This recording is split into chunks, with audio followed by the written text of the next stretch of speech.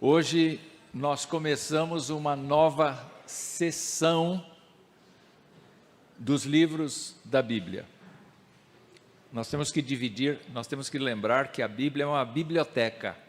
A Bíblia é uma biblioteca. Mas ela tem algumas seções, ela tem alguns núcleos.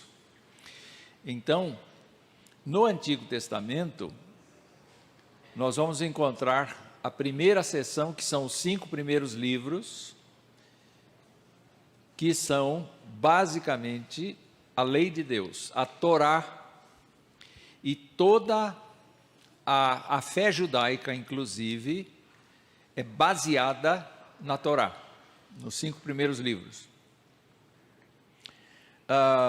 Vamos nos lembrar que depois disso, na nossa sequência ocidental aqui, nós temos 12 livros, que são livros chamados históricos, eventualmente livro dos profetas anteriores, mas basicamente livros históricos. O último livro que nós estudamos foi o livro de Esther, que na nossa sequência é o último dos históricos, mas na sequência das datas, da datação dos livros, os eventos não aconteceram por último. O que é por último?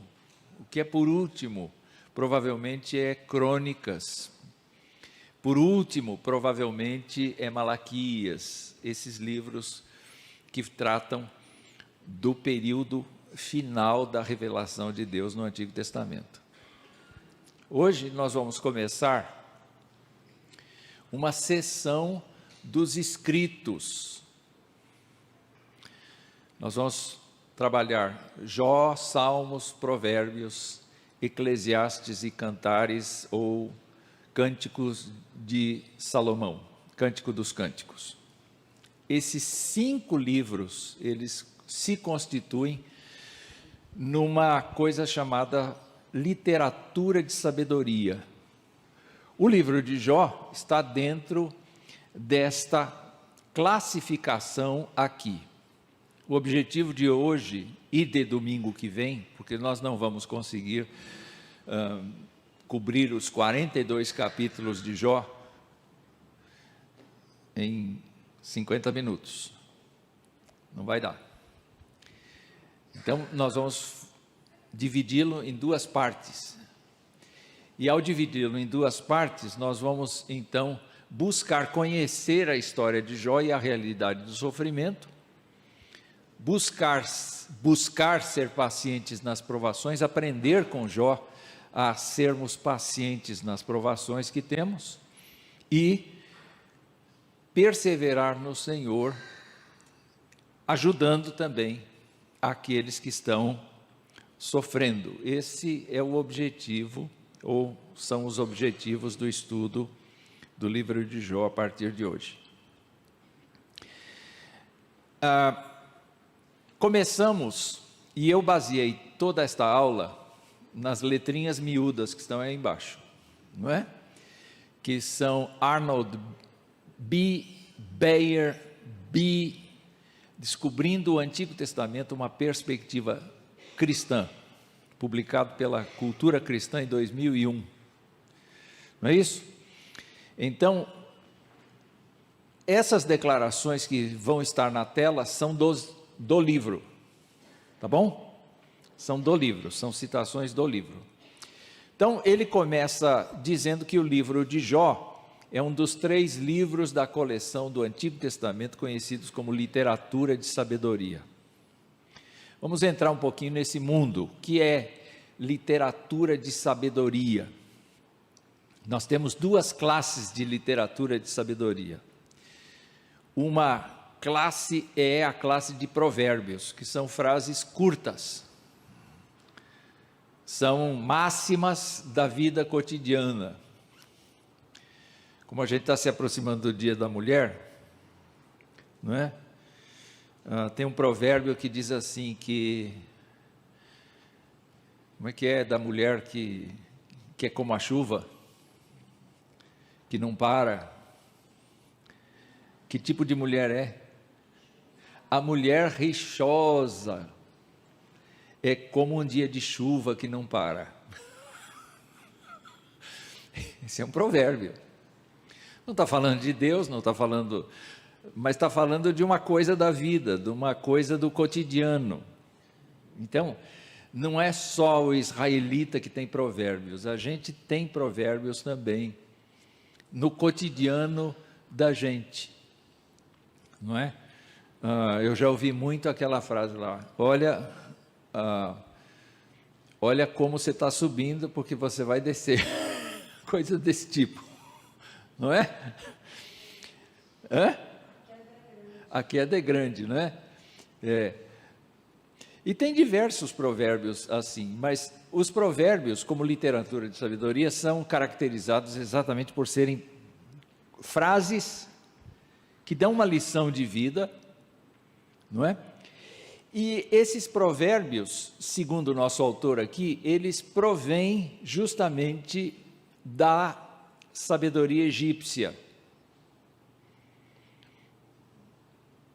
Então, havia lá uma forma deles pegarem lições do cotidiano, colocarem numa frase só, e isso acabou se chamando sabedoria instrutiva egípcia. Mas nós temos a nossa contrapartida aqui, que é o livro de Provérbios.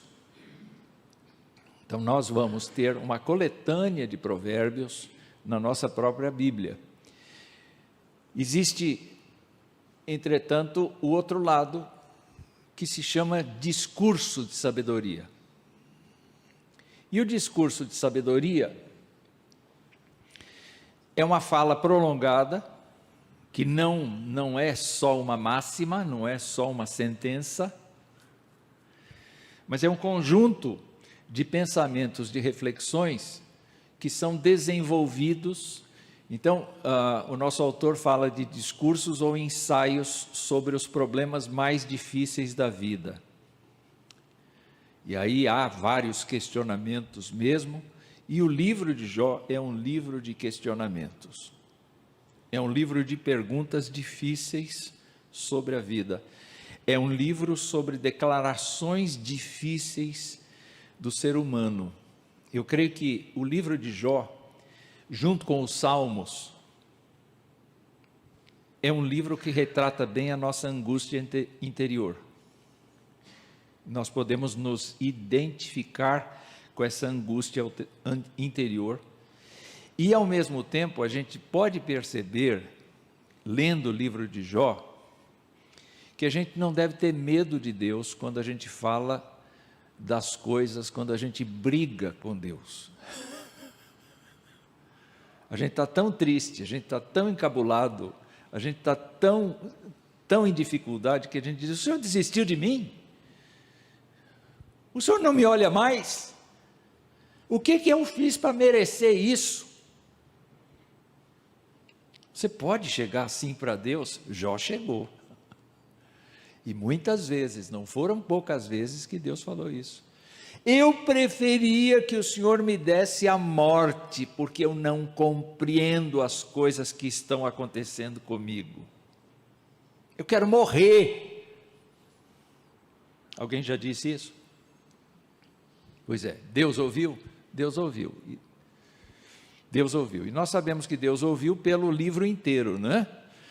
Agora, esses discursos de sabedoria, eles têm uma outra origem, eles são do lado da Mesopotâmia. O Egito está para um lado, a Mesopotâmia está para o outro lado. Então, de lá vieram os costumes dos discursos de sabedoria. E nós temos aqui pelo menos 2 livros na Bíblia que tratam desses discursos de sabedoria, que são Jó e Eclesiastes. Eclesiastes vai ser de mesma natureza que Jó, porque vai questionar os problemas da vida.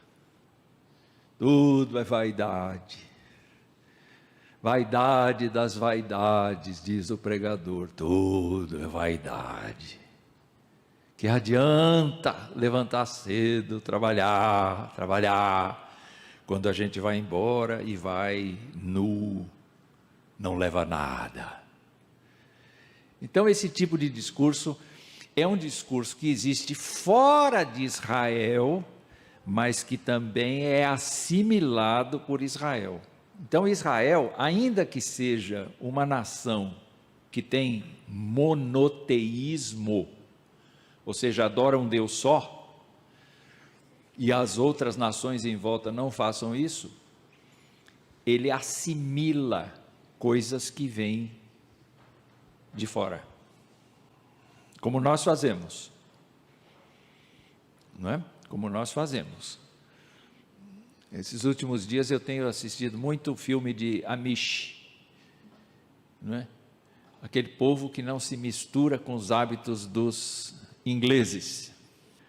Então eles mantêm a casa sem eletricidade, eles fazem a opção de coisas, mas dá para perceber que eles têm os mesmos problemas: inveja, desonra, apesar de tentarem manter os seus. E a igreja padece disso também. A igreja é muito influenciada pela sociedade, pelo mundo, pelo jeitão de viver das pessoas, da sociedade. Infelizmente, nós não temos como evitar isso, mas a gente precisa entender então como é que funciona usar a sabedoria egípcia, usar a sabedoria mesopotâmica, mas com uma natureza evangélica, vamos dizer assim. Então, olha só, quando nós pensamos na sabedoria mesopotâmica, nós temos discursos que discursam sobre a vida, mas nada necessariamente dentro da moral ou da piedade. É uma discussão filosófica, basicamente porque as pessoas têm vários deuses, então para cada assunto um deus diferente, e elas não entram nesse mérito. Os documentos que a gente vê e que o autor listou mostram que a sabedoria mesopotâmica raramente trabalha com conteúdo moral ou de piedade. O que ela foca? Qual o objetivo dela? É basicamente trabalhar nas habilidades de prática de magia. Então, revelações e uma porção de outras coisas dentro dessa área, não é? Fazem com que os discursos se desenvolvam. Então, quem estuda filosofia aqui sabe que a pessoa milita em cima de uma cabeça de alfinete e fica horas e horas e horas trocando palavra, para chegar a lugar nenhum. E uma característica dessa sabedoria mesopotâmica é que ela aceita a doutrina da retribuição. Você plantou, você colhe. Certo? Isso, de certa maneira, acaba estando presente também em Israel. A gente já falou da teologia da retribuição, quando a gente estudou vários livros históricos, e as pessoas tinham a compreensão de que você plantando, colhe. Você errando, paga o preço. Até no Novo Testamento isso continua. E é uma coisa interessante que Paulo, por exemplo, falando aos crentes de Corinto, ele fala no sentido positivo. Quem semeia pouco, colhe pouco. Se você tem um coração misericordioso, e planta essa misericórdia, você vai colher misericórdia. Mas se você planta pouca misericórdia, você vai colher pouca misericórdia. Então é importante a gente pensar que essa teologia de retribuição tem uma aplicabilidade na vida cotidiana. Você deve pensar antes de fazer. Entendeu? Você precisa pensar antes de fazer, porque o que você faz tem consequência. Tudo tudo tem consequência. Então, olhando para esta sabedoria, o que nós temos? Nós temos uma convivência com a literatura estrangeira, mas com ênfase monoteísta. Eu queria pensar com vocês, por exemplo, na questão de Salomão.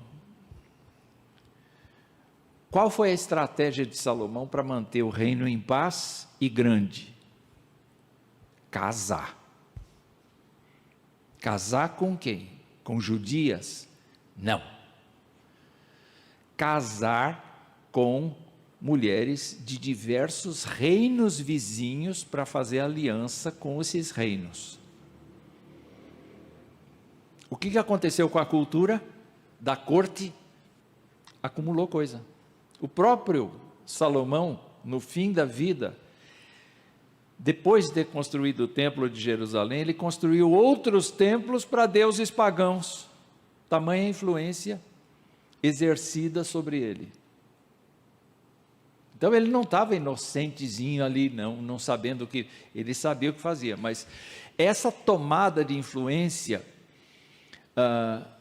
trouxe influência, com certeza, para provérbios e para literatura de sabedoria. Ou sabedoria, literatura de sabedoria, discursos de sabedoria.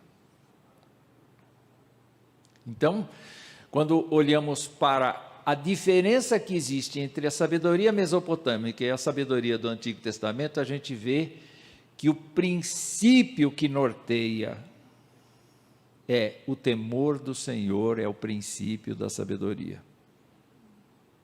Não é a magia, mas é o temor do Senhor. E, novamente, nós temos a ideia de que o Antigo Testamento aceita a doutrina da retribuição, o castigo por culpa, mas não é meramente uma consequência, é Deus quem pune. É Deus quem pune. Nós vimos no Salmo 9, agora esse tipo de oração, né? Senhor, que eles se lembrem que são meros mortais. Senhor, eu sei que o Senhor vai lançá-los no inferno.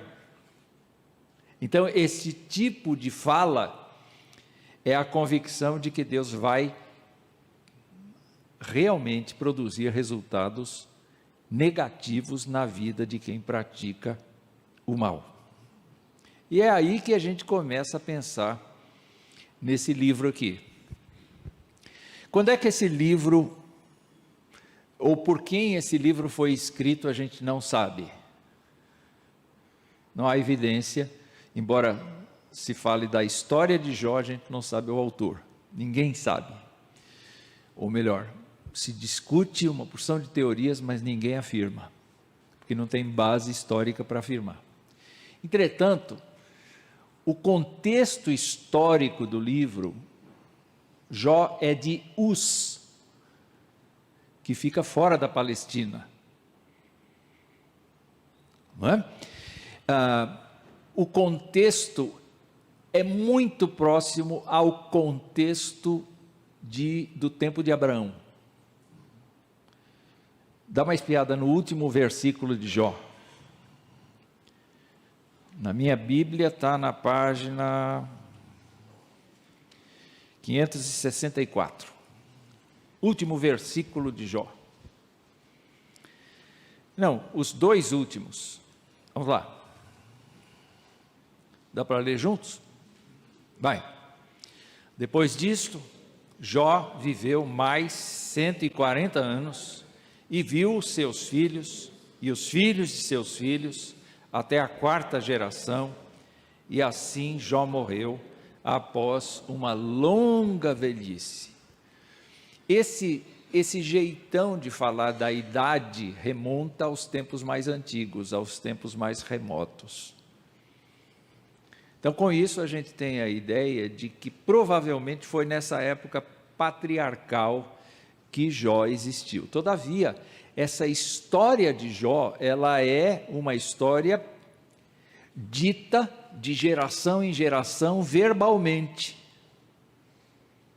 até que alguém provavelmente na época de Salomão, porque era uma época de efervescência da literatura de sabedoria no mundo. Provavelmente alguém foi inspirado pelo Senhor para retratar toda a história de Jó. Então você tem um intervalo histórico aí muito grande, não é? E alguns afirmam até que o livro teria sido escrito no tempo de Isaías, que é por volta do 8º século. De qualquer maneira, a inspiração de Deus sempre tem uma utilidade. Não pense que a história ficou esquecida, porque não ficou. A vida de Jó acontece, pouca gente sabe, mas a partir da necessidade, Deus levanta pessoas e faz o seu texto aparecer. Tá certo? Qual é o versículo-chave? Muita gente diverge, né? Tem vários versículos que são importantes, mas eu quero sugerir o Jó 42:5, que está aí na mesma página. Dá para ler? Eu te conhecia só de ouvir, mas agora os meus olhos te veem. Então você observa que há um upgrade na vida de Jó. Porque em primeiro lugar, vai se contar a história de que ele era um homem justo, íntegro. Estava completo. Deus permite que Satanás o aborreça, o tente, e ele é muito machucado. Muito, muito machucado. Satanás só não tem autorização de Deus para levar a vida dele. Mas leva os filhos, leva os bens, leva a saúde dele, leva tudo, tudo, tudo. E no fim das contas, ele chega para Deus e diz: agora eu te vejo. Antes eu era um grande teórico, agora eu te vejo. Eu te vejo e me arrependo no pó e na cinza. Eu vejo como eu sou medíocre, porque ele estava pensando na teologia da retribuição. Eu sou justo, eu sempre fiz o que o Senhor queria, por que eu apanho desse jeito? Ele disse assim: eu me arrependo disso. Eu me arrependo de ter falado essa ignorância. Portanto, esse crescimento de Jó é toda a história dele. A palavra-chave do livro é sofrimento. Eclesiastes também vai falar do sofrimento. Vamos lá. A composição do livro, como é que é? Você tem uma introdução dos 2 primeiros capítulos que contam a história dele. Então é interessante que os analistas veem e dizem assim: isso aqui é prosa, é em ritmo de prosa, não é? O texto, o estilo do texto é de prosa, os 2 primeiros capítulos. Aí entra em poesia, e fica em poesia até o capítulo de número 42, até o 6º versículo do capítulo 42, é tudo poesia. Então, a forma como as pessoas falam é uma forma poética. Portanto, é perigoso a gente fazer assim algumas afirmações doutrinárias quando a gente tem só poesia. É claro que a poesia reforça a teologia, mas a gente não extrai doutrina da poesia. Especialmente a gente não tira doutrina das falas das pessoas que estão no livro. Por quê? Antes eu te conhecia só de ouvir falar, agora os meus olhos te veem. Depois que Deus fala no livro, aí você percebe como é que eles estavam legislando em lugar errado. Eles estavam trabalhando em areia movediça. mesmo falando de Deus. Mesmo falando de Deus. A gente corre esse risco de fazer muitas afirmações sobre Deus, baseadas na poesia, e, eventualmente, nós nos machucarmos com isso. Então precisa ter muito cuidado no sentido de elaborar doutrina em cima de poesia. Isso é um princípio hermenêutico. Ainda está valendo esse princípio, reverendo? Ainda está? Então tá bom.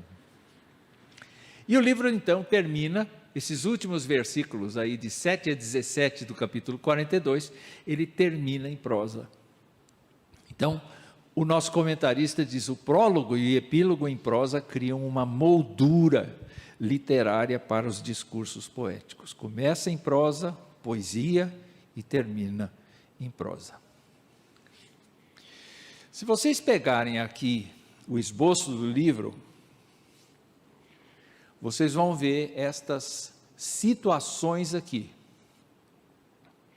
O capítulo 1, especialmente o capítulo 1, vai mostrar, não, capítulo 1 e capítulo 2, vai mostrar uma condição de Jó, que era uma pessoa temente a Deus, naqueles tempos antigos, uma pessoa que tinha uma família boa, uma família que se reunia sempre, os filhos davam banquetes e convidavam as irmãs, era uma família que se congraçava. E ele então, depois de um ciclo desses jantares, desses almoços, dessas reuniões de família, ele chamava os filhos e ele promovia um sacrifício a Deus em favor dos filhos, porque se eles tivessem cometido pecados, então porventura o sacrifício seria para que eles fossem perdoados. É um homem crente, é um homem muito crente. Antes dele ter o upgrade, ele já era muito crente. Imagine quando aí ele era bem crente mesmo. E quando nós pensamos assim no livro, nós encontramos a existência de seres que não são terrenos, porque há um diálogo de Satanás com Deus. E Satanás, no seu papel, faz o que? Provoca a Deus. É o que ele quer fazer, é o que ele sempre faz. Então, desde esta literatura antiga, você observa que o papel diabólico é este, é de provocar. Só que Deus não entra nessa de inocente. E o livro de Jó mostra que Deus vai dando corda para Satanás. Pode fazer. Você observou o meu servo Jó? Você viu como ele é? Você viu como ele é?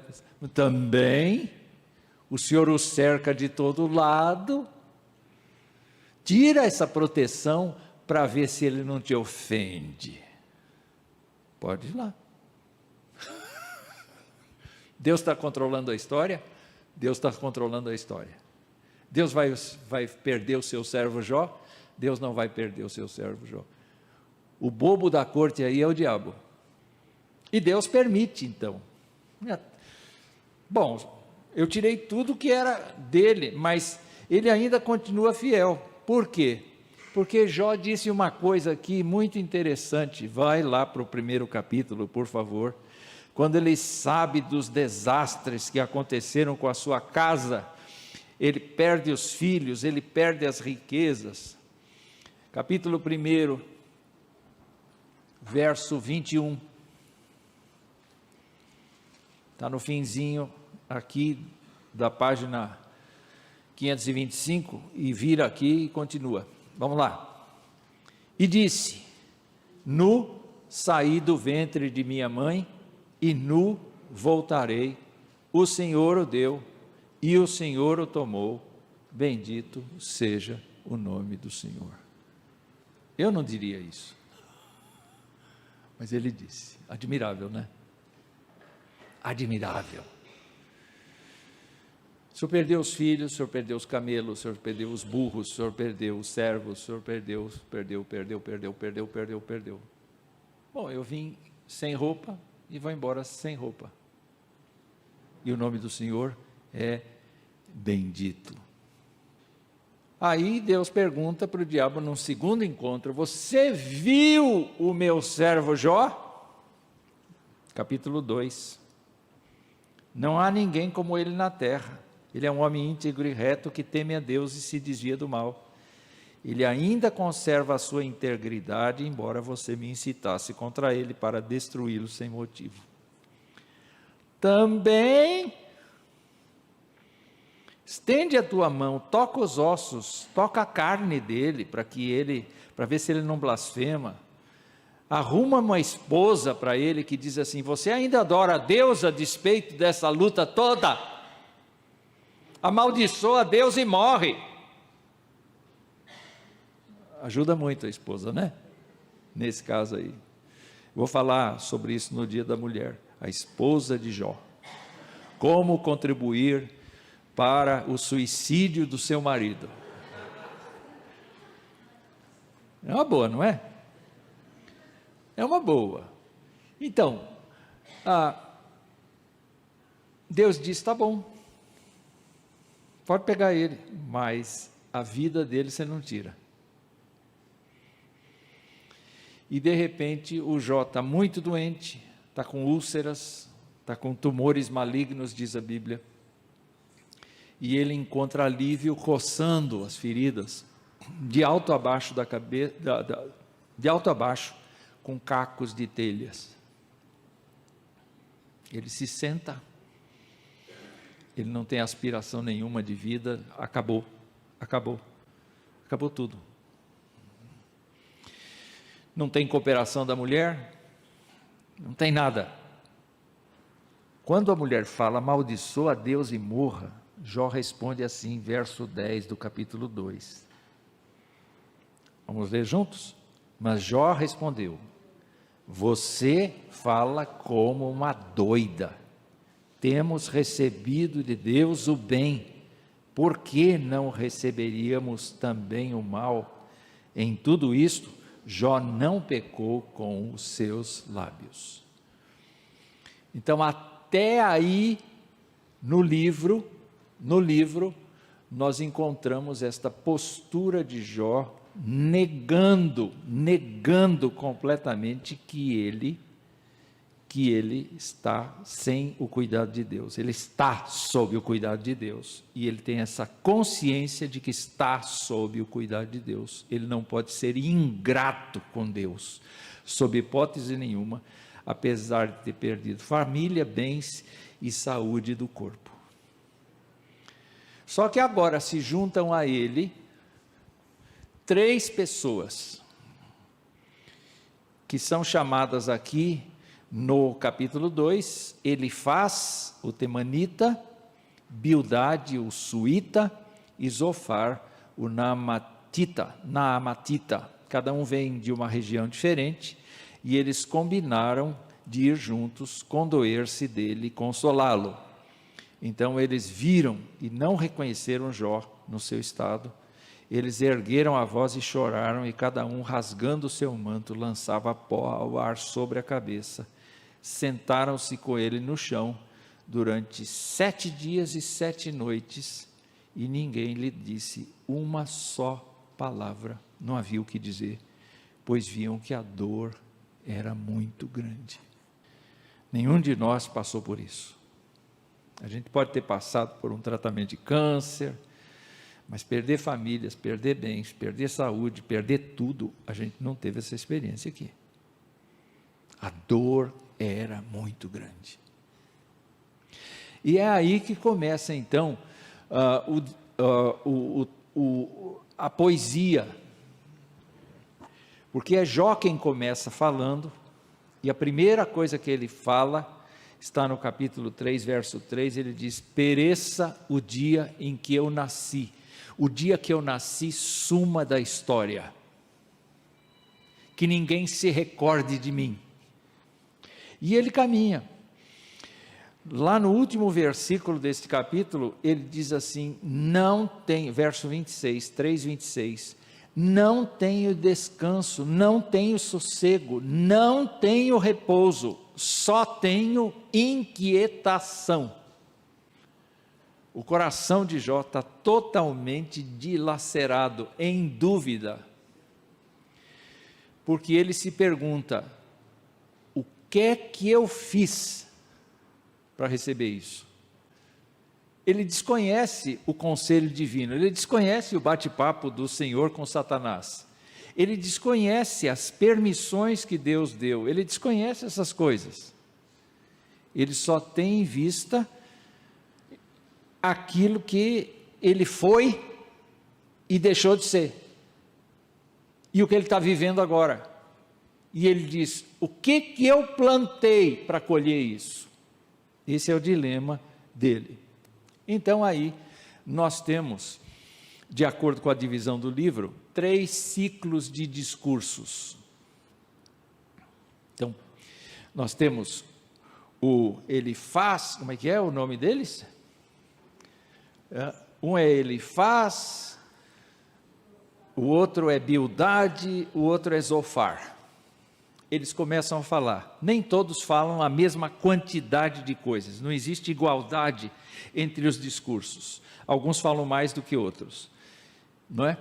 Então, você tem aqui, do capítulo 3 até o capítulo 27, último versículo do capítulo 27, você tem essa fala destes 3 homens e Jó respondendo.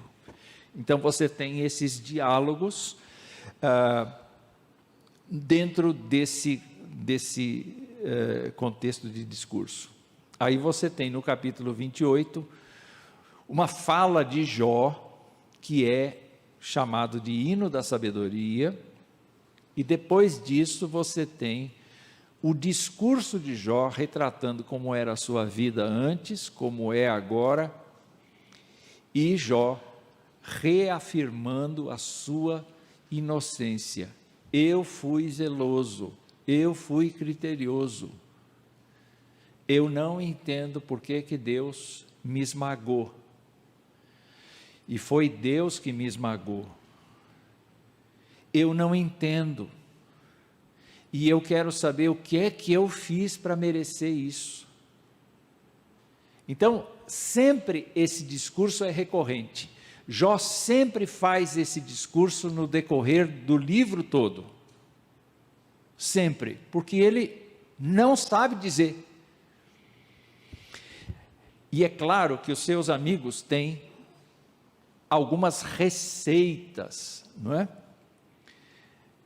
Mas o livro não acaba aí, porque entra um quarto personagem, é um rapaz, é um moço novo, que não tem nada a ver com os 3 amigos de Jó, que chega e fica impaciente com essa conversaiada toda, e ele então faz 4 discursos, e nos 4 discursos desse moço, nós vamos ver, ele trabalha fortemente contra a ideia de que Jó é justo. Jó não é justo, Jó fez alguma coisa, e merece ser castigado. Domingo que vem a gente vai trabalhar mais isso aí. Finalmente o livro vai chegando no ápice, quando Deus abre a boca, e começa assim, onde é que você estava quando eu criava os céus e a terra mesmo? Você pode me dizer? Aí toda aquela empáfia de Jó, toda aquela pretensão de ser justo, e de cobrar a Deus uma resposta, começa a ser derrubada, porque essa pergunta aqui, onde é que a senhora estava quando o Senhor criava os céus e a terra? Eu só estava na cabeça dele, mas eu nunca influí em nada, ele criou a andorinha do jeito que ele quis, eu não tive nada com isso, ele criou a rosa do jeito que ele quis, eu não tive nada com isso, eu não tive nada com isso. A gente precisa saber o lugar da gente, e Jó começou por aí, onde é que você estava mesmo? Me responda. Se você sabe, me responda. E aí Deus então fala: você pode contender comigo? Você pode disputar comigo? Onde é que está o teu tamanho? Você é forte como eu sou? Vocês podem ver então que isto é um discurso de sabedoria mesmo, né? É uma discussão filosófica, não é? E então termina o livro, termina o livro dizendo como Deus o tratou de novo. E a Bíblia diz que Deus duplicou tudo quanto ele tinha. Então, os filhos foram de mesmo número, 7 filhos e 3 filhas. 10 filhos no total, ele teve de novo 10 filhos. Toda a riqueza dele veio em dobro. E quando os amigos de Jó vieram assim, penitentes para Deus, tentar acertar a vida, disse: não quero conversa com vocês, vocês têm que ir a Jó. Ele vai oferecer sacrifícios, ele vai fazer a oração, e é a oração dele que eu vou aceitar, a de vocês eu não vou aceitar, porque vocês mentiram a meu respeito. Apesar de dizerem uma porção de coisas sobre Deus, Deus considerou que não era válido o discurso dele. Então, uma reflexão que fazem aqui é o seguinte: os discursos na parte central do livro lutam com algumas das perguntas mais difíceis da vida. Cada um que fala trata mais especificamente do sofrimento não merecido e do problema sempre presente da teodicidade.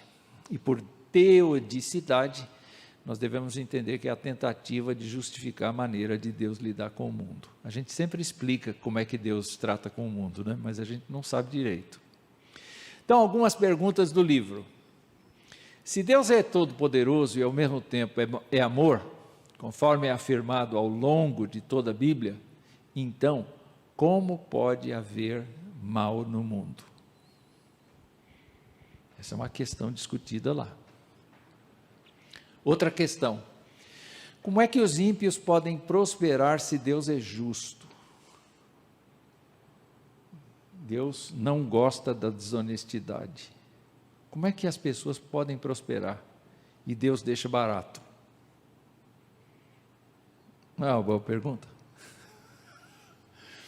Por que as pessoas boas sofrem e como Deus permite que isso aconteça? Tem mais perguntas, mas nós vamos deixá-las para depois. Agora nós vamos pensar, vamos nos concentrar de forma panorâmica no que Elifaz faz. No que Elifaz faz. E o que Elifaz faz? Ele enfatiza a justiça e a pureza de Deus. Deus é justo, Deus é puro, Deus não tem nenhum envolvimento com o ser humano. Vamos dar uma espiada aqui. A percepção de Elifaz, capítulo 4, verso 8. Dá para ler? Segundo eu tenho visto, os que lavram a iniquidade e semeiam o mal, isso mesmo eles colhem. Pronto, essa é a tese dele. E lá no verso 18, do capítulo 4 ainda: eis que Deus não confia nos seus servos e aos seus anjos atribui imperfeições. Capítulo 5, verso 7. Mas o ser humano nasce para o sofrimento, como as faíscas das brasas voam para cima. Capítulo 5, verso 17. Bem-aventurado é aquele a quem Deus disciplina. Portanto, não despreze a disciplina do Todo-Poderoso, porque Ele faz a ferida e Ele mesmo a faz sarar. Ele fere e as suas mãos curam. Dá para perceber então que Elifaz trabalha o conceito de que Deus é justo, de que Deus é puro, mas ele não leva desaforo para casa. Ele castiga e castiga na mesma hora. E nós nascemos para sofrer. Ele não confia nos seus santos. Está compreendendo? Quer dizer, aí Jó responde isso aí. Jó responde. Ele diz uma coisa interessante aqui. Capítulo 6, verso 21. Podem ler?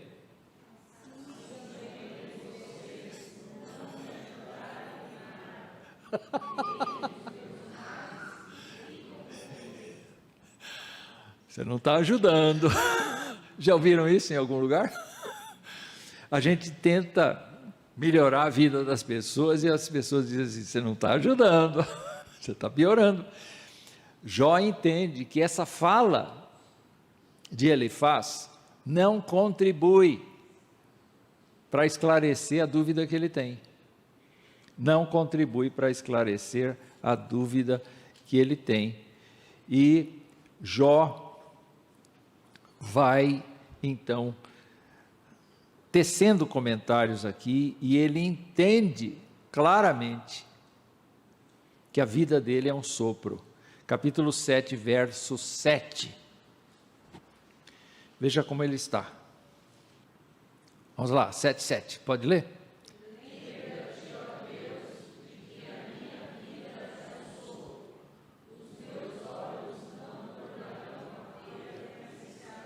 Pois é, ele não está pecando contra Deus, ele está falando com Deus, mas o que ele está dizendo aqui? Tudo acabou. Esse trejeito da boca aí foi suficiente. Tudo acabou. Não tem mais prazer na vida, não tem mais nada. Então, ele está alegando inocência diante de Deus. Mas o seu segundo amigo, então, o resumo da fala dele é que ele apelou para a tradição e considerou-se um defensor da doutrina ortodoxa. Ele explicou que um indivíduo que busca a maldade, como Jó, não deve se surpreender com o castigo divino. Vejam aí a pergunta que ele faz no capítulo 8, no verso 2. Vamos ver?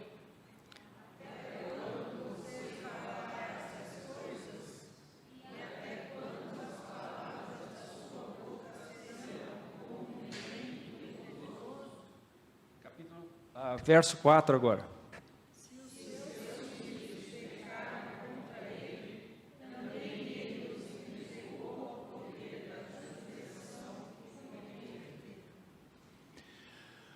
Olha, o que eu penso a respeito de você é que talvez, em nome dessa sua postura, você buscou se isolar, você buscou ser uma pessoa melhor que as outras, e isso é maldade.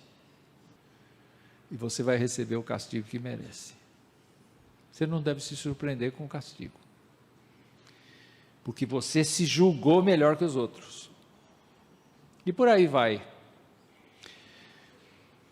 Nós vamos parar por aqui, tá bom? Vamos falar de Zofar, né? E Zofar tem um discurso diferente. Jó não pecou, mas lá mais para frente Jó fala até que Deus foi cruel com ele. Como que é essa relação assim? É assim: eu não me lembro de ter feito nada. Eu me lembro de ter oferecido sacrifícios pelos meus filhos. Eu me lembro de ter andado na minha integridade com os meus servos. Eu me lembro de ter sido um homem fiel com a minha esposa. Eu me lembro de ter feito a tua vontade. Olha para mim. Eu perdi tudo. Eu estou doente. Por que o Senhor é assim comigo? O que eu te fiz para o Senhor reagir desse jeito comigo? Dá para entender a aflição do coração? E dá para entender, por essa literatura, que Deus permite esse tipo de interrogação. Você mesma pode perguntar para Deus: por que essa enfermidade que eu carrego? O Senhor está sendo cruel comigo? Mas por enquanto, tudo quanto Jó fala, está sendo nesse espírito. Antes eu te conhecia de ouvir falar. Te ajuda isso? Então o Zofar tem um monte de perguntas, Vamos para o capítulo 11. Não, eu só vou parar depois do Zofar. Eu não vou só far, eu não vou muito longe, mas eu vou no Zofar ainda.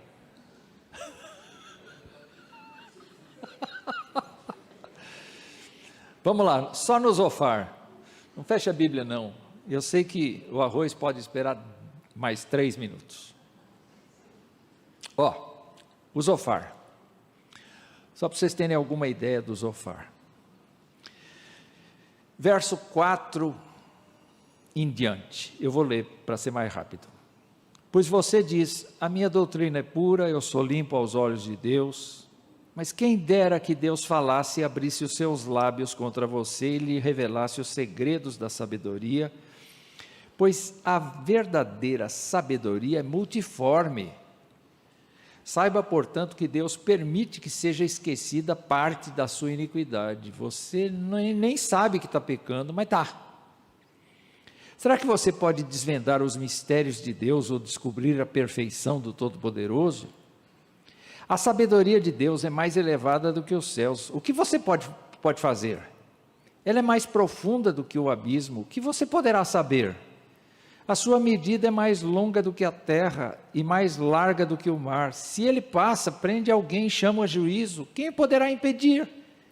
Deus conhece os homens falsos e sem esforço vê a iniquidade. Tem várias perguntas dele que procedem. O que a gente pode fazer se Deus quiser? A gente não pode. É verdade isso. Mas no contexto, Zofar é um hipócrita. Não está ajudando. O que a gente precisa pegar nesse primeiro momento aqui nosso?